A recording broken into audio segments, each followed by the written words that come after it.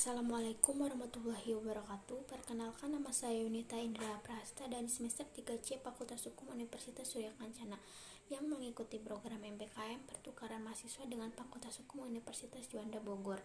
Di sini saya akan mereview materi mata kuliah hukum pidana pada pertemuan ke-16 dengan dosen pengampu Ibu Ika Darmika SHMH. Pada pertemuan ke-16, pembahasannya yaitu presentasi kelompok antara kelompok 2 dan kelompok 9. Yang pertama yaitu kelompok 2, yaitu penerapan sanksi pidana terhadap pelaku tindak pidana kekerasan seksual pada anak di bawah umur. Kekerasan seksual adalah semua bentuk ancaman atau pemaksaan seksual atau adalah kontak seksual yang tidak dikehendaki oleh satu pihak. Undang-undang mengenai penerapan sanksi pidana terhadap kekerasan seksual yaitu larangan kejahatan seksual berupa perbuatan cabul terhadap anak diatur dalam pasal 76E Undang-Undang Nomor 35 Tahun 2014 tentang perubahan Undang-Undang Nomor 23 Tahun 2002 tentang perlindungan anak. Presentasi yang kedua yaitu dari kelompok 9 tentang akibat kausalitas dalam hukum pidana dan penerapannya dalam praktek hukum pidana. Kausalitas ini terjadi karena kadang-kadang untuk menentukan apa yang terjadi sebab dari suatu akibat. Hubungan kausalitas antara sebab akibat tersebut di dalam suatu tindak pidana menurut Mulyanto adalah bahwa penentuan hubungan kausalitas harus didasarkan kepada semua hal ihwal keadaan yang terkandung dalam hubungan kausalitas.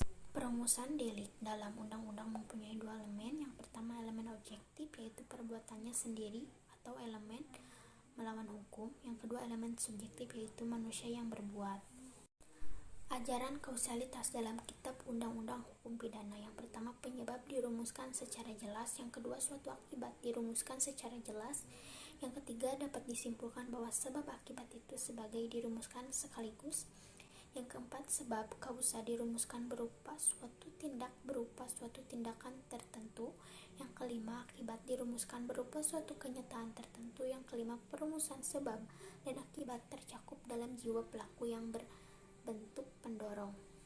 Penerapan ajaran kausalitas sebab akibat dalam praktek hukum pidana. Penerapan ajaran-ajaran kausalitas dalam praktek adalah lebih serasi jika selalu disesuaikan dengan perkembangan hukum yang hidup dalam masyarakat.